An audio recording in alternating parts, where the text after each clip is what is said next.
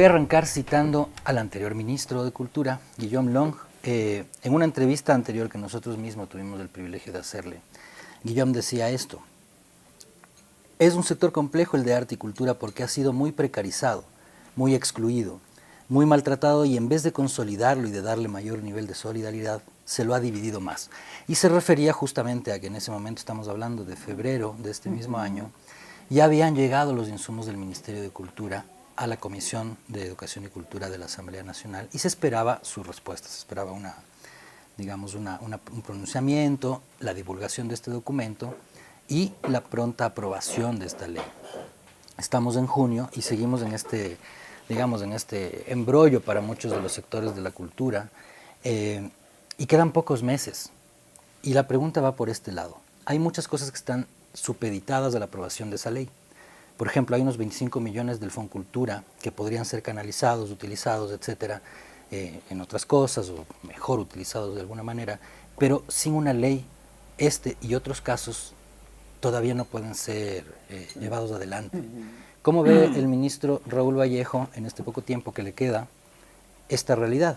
Hemos avanzado en un paso importante, y es que ya existe el texto que va para segundo debate. El texto para segundo debate está subido ya en la página web de la Asamblea, ya es parte de la consulta legislativa.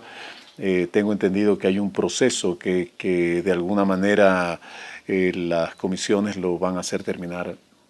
La comisión lo va a hacer terminar, tengo entendido que el 4 de julio, donde va a haber una audiencia final para luego ya discutirlo en plenaria. Es decir, el proceso ya está en otro, digamos que en otro nivel, en el sentido de llegar a su pronto final. Nosotros esperamos pues que se cumplan con estos plazos y ya en este momento podamos tener una ley debatiéndose en el plenario.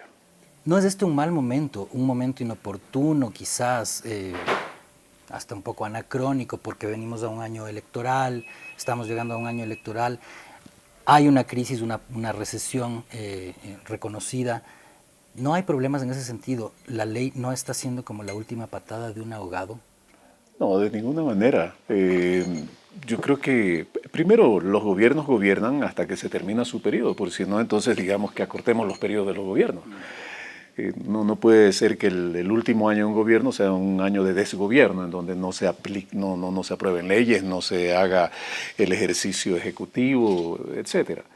Y por último, es una ley que justamente está ya en su periodo final, entonces ¿por qué posponerla si es una ley que va a proteger muchísimo al sector cultura y que requiere que ya se sancione? Es decir, yo creo que estamos a muy poco tiempo real de que la ley sea sancionada. Pensemos algo, el último año de gobierno es bueno también en la medida en que permite cerrar ciclos. Y este ciclo de la ley deberá ser cerrado, preferiblemente antes de que empiece el tráfago de la campaña electoral. Esperamos llegar con esos tiempos, porque finalmente es la Asamblea la que tiene que sancionarlo y luego el Ejecutivo. Esperemos que no haya mayores inconvenientes ya en digamos en los vetos o en las lecturas que el Ejecutivo haga acerca de lo que la Asamblea apruebe. Pero yo diría que más bien estamos en un momento importante para que el próximo gobierno inicie su gestión con un Ministerio de Cultura, con un Sistema Nacional de Cultura y un Ministerio de Cultura ya institucionalizados. Porque entonces también vendrá el problema de que recién empieza, de que hay que esperar a que conozcan, de que quieren revisar lo que hay que revisar y nos vamos a ir prolongando. Que un poco ha pasado eso 9 veces en 9 años. Sí, yo por eso no he argumentado tanto sobre los aspectos de la ley. Creo que la ley ha sido discutida. Lastimosamente no ha existido un documento público único alrededor del cual la gente pueda debatir, sino que ha habido versiones, insumos y otros elementos que más bien ocasionaron que el debate se base en muchas ocasiones en rumores. Pero ahora ya existe un documento y ese documento es el que hay que debatir. ¿Qué es lo que piensa Raúl Vallejo de la tardanza con esta ley específica? Es decir, ¿por qué ha habido premura, ha habido urgencia, ha habido incluso hasta apuros en muchos casos con otras leyes, con otros proyectos de ley que se han aprobado rapidísimamente? Creo que ya lo dijo el presidente en su último informe, hay una deuda en el sector cultural y no es una deuda pequeña.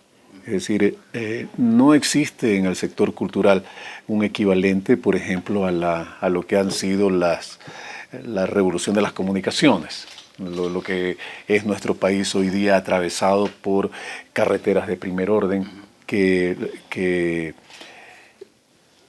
llevan a pensar el país de otra manera. La conectividad del país es distinta.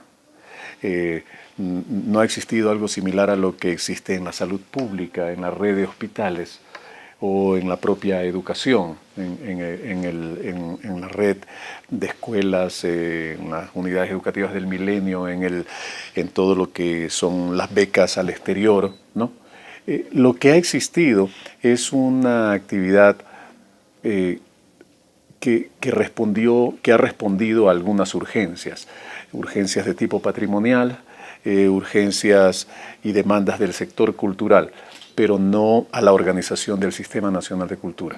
Y esa creo que es una deuda que esperamos que con la ley y con un proceso de reforzamiento de la institucionalidad del Ministerio en estos meses que faltan de gobierno, pueda servir a la próxima administración, al próximo gobierno, como un elemento básico para poder ya desarrollar una política cultural mucho más acorde a las demandas de los actores y gestores culturales. ¿El patrimonio debe ser separado o entendido por separado con políticas particulares, como lo está proponiendo de alguna manera el proyecto de ley, ¿no? con un direccionamiento puntual? Pero yo quiero saber qué específicamente se tiene que trabajar en el tema técnico, por ejemplo, de la conservación, de la preservación-conservación del patrimonio en muchos aspectos, pensando en que en muchos sitios o con muchos patrimonios es necesario contar con la gente que vive ahí o que es guardiana naturalmente de esos patrimonios. ¿Se está pensando en eso desde el Ministerio? En la ley, en el proyecto de ley que entra a segundo debate, la cuestión patrimonial está bastante bien tratada. Y quiero decir que responde a todas estas necesidades de poner en valor no solamente los bienes patrimoniales, sino lo que es la memoria histórica del país, a través de los museos, de los archivos, de los repositorios en general. Pero sobre todo en el caso patrimonial, por ejemplo, la ley fortalece el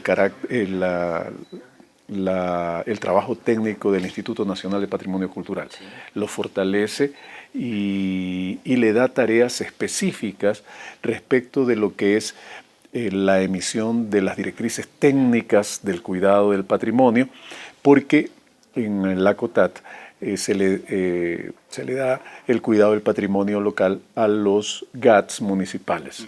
Entonces, la gestión del patrimonio está a cargo de los GATS municipales, pero el señalamiento de lo técnico, el seguimiento en lo técnico, estará a cargo del Instituto Nacional de Patrimonio Cultural. Creo que es la instancia que, por toda la experiencia que tiene, toda la experticia de sus técnicos, va a permitir, fortalecida como queda después de la ley, tanto como un instituto público de investigación, como una instancia técnica que permite dar las directrices, los permisos y el seguimiento de las obras de recuperación patrimonial, hará que el cuidado del patrimonio sea algo institucionalmente visto desde lo que es un instituto especializado como el INPC. ¿Cómo se piensa sostener, de acuerdo al presupuesto que en promedio se ha manejado en los últimos años del Ministerio de Cultura, este tipo de propuestas, como por ejemplo, financiar un cuerpo humano técnico? ¿Cómo se piensa solventar eso desde el punto de vista económico? Bueno, la pelea por el presupuesto la tienen que dar los distintos ministros. Eso es algo que se va definiendo año a año. Y depende en mucho de las situaciones económicas del propio país. Cuando se dice que se ha disminuido presupuesto en cultura, en realidad se ha disminuido presupuesto en todo el sector público en la medida en que estamos afrontando una crisis del sector externo que es de conocimiento de todos. Sin embargo, el gasto corriente, que es aquello que permite el sostenimiento de las instancias, es algo que dependerá, de las definiciones que se tomen en los presupuestos en los presupuestos venideros. Yo veo que, por ejemplo, en el caso de la ley señala con claridad las competencias que tienen el Instituto de la Memoria, el Instituto de Fomento de las Artes, el propio Instituto de Patrimonio y el Instituto Nacional de Cine, ¿verdad? El mayor o menor presupuesto siempre depende de las condiciones económicas del país, pero sí hay un presupuesto que una vez establecido se mantiene. Yo tengo la esperanza de que el fortalecimiento que tienen estos institutos con su trabajo mantendrán el presupuesto. Siempre es eso. El presupuesto general del Estado finalmente se define en función al trabajo que se ha realizado, a la manera como y al nivel de ejecución de las instancias, y eso es lo importante finalmente. Entonces saquemos lecciones de estos 9 años, porque me parece que a Raúl Vallejo también le toca un poco eso, sacar lecciones. Una de esas lecciones sería por qué el Ministerio de Cultura no ha podido sostener los niveles presupuestarios con los que arrancó. También hubo una mala ejecución en los periodos anteriores, quizás. ¿Qué lecciones podríamos sacar en ese sentido? Sí, lo primero es que al carecer de una institucionalidad organizada en el Sistema Nacional organizada alrededor del Sistema Nacional de Cultura, creo que el Ministerio padeció esa falta de institucionalidad y lo que hizo fue trabajar más o menos a partir de lo que serían las demandas del sector y no al revés, es decir, no con las propuestas hacia el sector para que esas propuestas adquieran cuerpo y definición en las prácticas culturales. Sin embargo, yo creo que hay que señalar algunos hechos puntuales en términos de lo que ha sido el fomento de las artes, ¿no? Se ha consolidado el fomento al cine, se ha consolidado el fomento a través de los fondos concursables de los autores y gestores culturales. Eso no existía en el pasado, ¿no? Y siempre con una idea de institucionalización.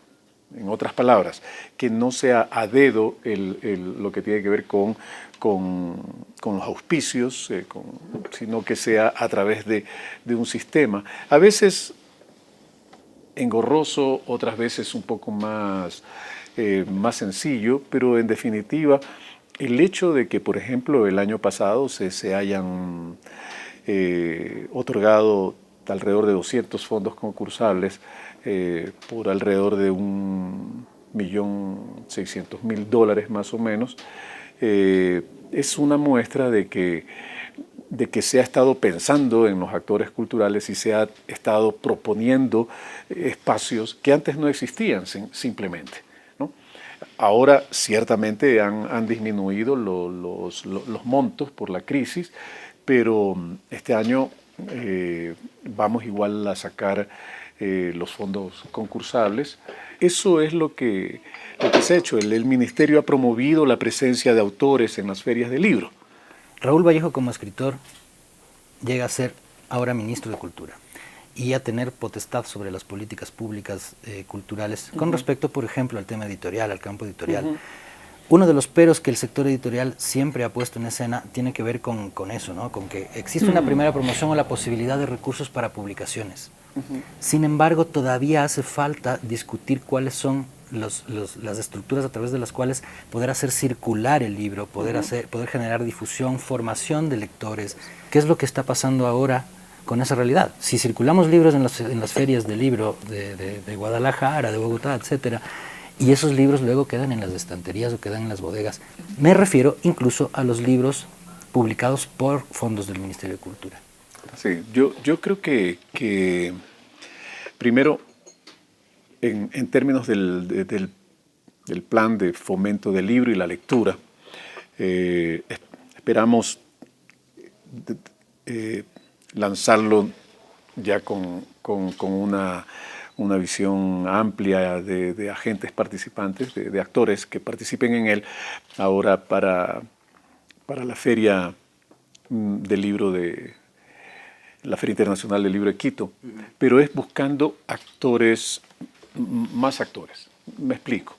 Un programa nacional de libro sin la participación de la Cámara Ecuatoriana del Libro, sin la participación de editoriales independientes, alternativas que se llaman, sin participación de los libreros también alternativos, sin participación de la Casa de la Cultura, sin participación de los propios autores. Es un programa que no tiene posibilidades reales de funcionar. Por eso yo he planteado que más bien ese programa busque la participación de amplios sectores ligados al libro como tal, ¿no? Porque no es solamente que el ministerio edite libros, creo que más bien el ministerio no debería editar libros.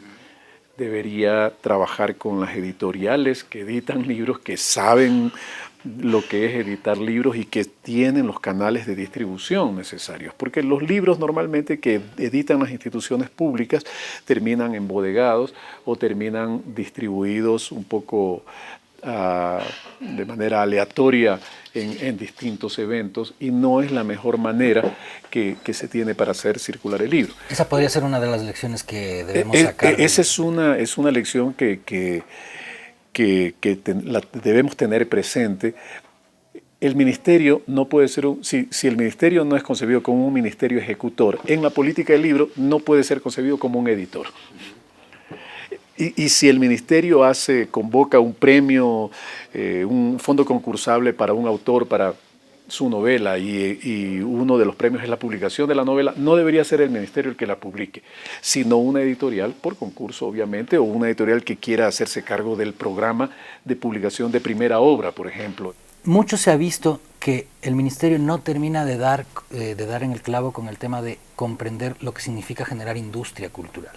Pienso en si es que otra de las lecciones que debemos sacar después de 9 años de Ministerio de Cultura es que no se haya podido lograr ese engranaje con otros sectores. Es decir, la cultura debería generar un engranaje con el sector turístico, por ejemplo, con el sector económico en general, mover un aparato que realmente inserte a la cultura en la generación de réditos económicos. ¿Qué es lo que ha pasado con eso y cómo se debería pensar de aquí en adelante ese engranaje? Yo creo que en ese sentido hay que entender que el ministerio, como ente rector, como ente que convoca, tiene que convocar a todos esos actores, primero a los actores directamente ligados. Es decir, si nosotros no tenemos, por ejemplo, para la Feria Internacional del Libro de Quito, lo primero que yo he hecho es convocar nuevamente a la Cámara Ecuatoriana del Libro, hablar con el secretario de Cultura del municipio de Quito, con Pablo Corral, y trabajar en conjunto, porque tiene que estar el gobierno local, Tiene que estar Más allá los de que las hacen los ideologías libros. políticas Pero, compartidas o no. pero por supuesto, porque finalmente de lo que se trata es de tener una feria institucionalizada que le hace bien a la ciudad. Porque cuando la ciudad tiene una feria institucionalizada, en esa época se promueve el turismo, se promueven los servicios, la gente sabe que va a haber un movimiento, sabe que van a venir invitados internacionales.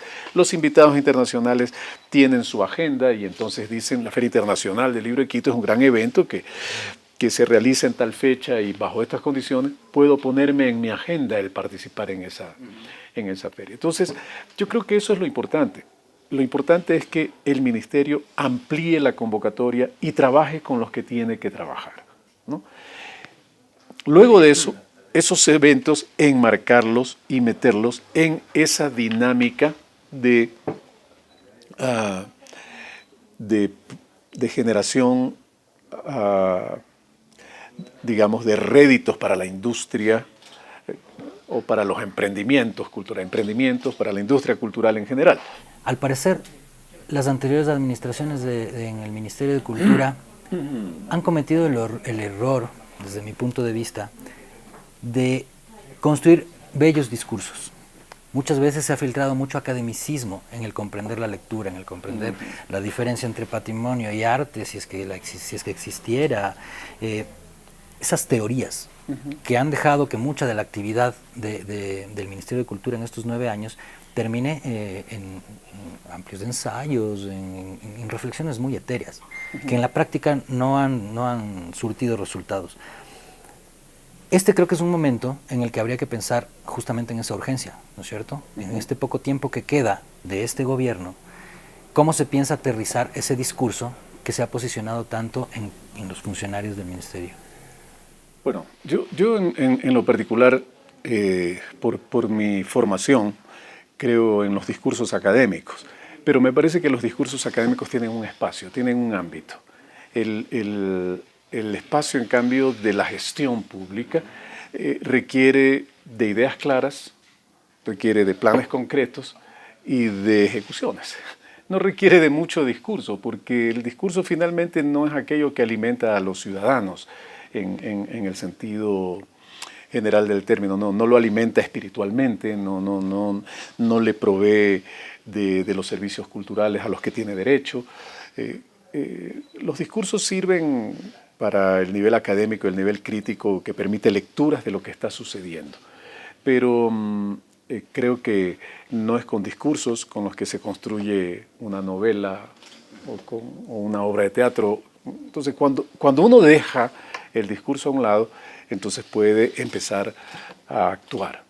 Yo creo que en este momento las ideas que circulan alrededor de lo que es lo cultural, de lo que es lo patrimonial, de lo que es la gestión cultural, de lo que es la relación ciudadanía-procesos culturales, son discursos interesantes, pero hay que, como usted dice, hay que aterrizarlos. Y aterrizarlos significa: ¿vamos a hacer una feria de libro, una feria internacional de libro? Sí, pero convocando a muchos actores, haciendo que el ciudadano sienta que esa feria es suya, que ahí puede ir a comprar el libro a buen precio y puede ir a ver cosas que no ha visto durante el año.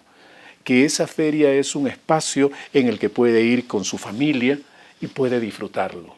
Y lo mismo, cuando hacemos un programa nacional de promoción del libro y de la lectura, finalmente lo que queremos es que en tiempo de crisis y de recesión, la industria del libro, los que hacen el libro, los que imprimen el libro, los que venden el libro, los que distribuyen el libro, el propio autor o autora, todos sientan que de alguna manera se están creando los espacios, los fundamentos para que eso llegue a la ciudadanía. Es decir, cuando la ciudadanía diga, separo $20 de mi salario para comprar un libro al mes, entonces habremos, digamos, conseguido un objetivo importantísimo, que dinamiza la economía por un lado, pero que además hace que la gente considere que el libro es parte de la canasta básica. Una ley no es sino el marco para poder generar las políticas y las prácticas culturales. Creo que... Pero las prácticas culturales también pueden estar fuera. Sí. Es decir, Sí. Si no, no se garantizaría esa libertad que también promueve el Perdón, Ministerio como eje. una ley es el marco para poder generar las políticas culturales, ¿sí?